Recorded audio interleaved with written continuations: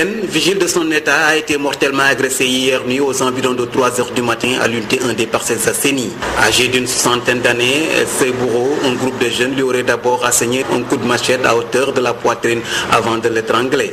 Ses amis racontent le drame. 3h30. C'est vers 3 h du matin que j'ai constaté son absence dans les parages. Soudain, le propriétaire qui était sur la terrasse a crié et a demandé au boutiquier de venir voir. C'était une scène qui était allongée, le corps inerte.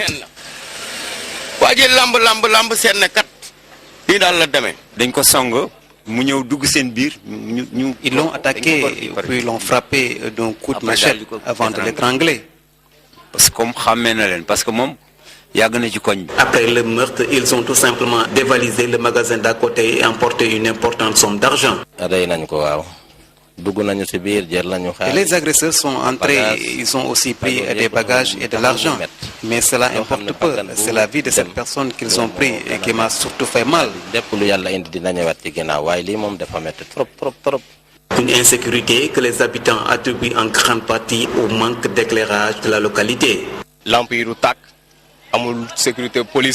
Les lampes ne s'allument pas dans ce quartier. Vous imaginez, depuis 1993, cela ne peut que favoriser la délinquance. En tout cas, on s'attendait à ce que cela arrive un jour ou l'autre.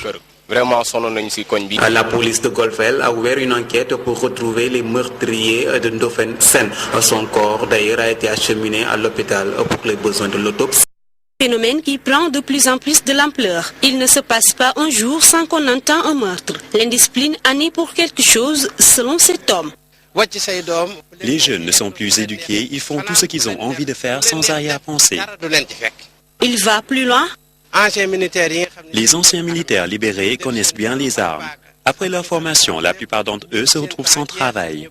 Ils peuvent utiliser leurs armes sans problème et c'est alors dangereux. Même ceux qui sont dans les maisons ne sont plus en sécurité. Beaucoup de malfaiteurs se baladent avec des armes.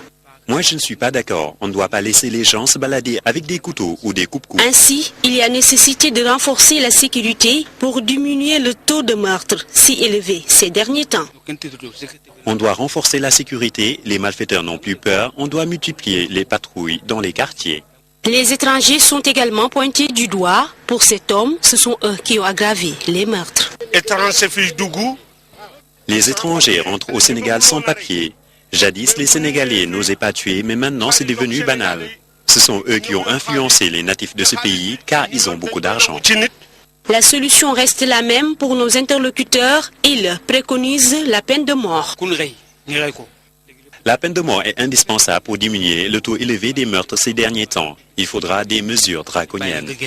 La recrudescence des meurtres inquiète plus d'un. L'État a donc du pain sur la planche, car revenir à bout de ce phénomène devient de plus en plus difficile, selon beaucoup de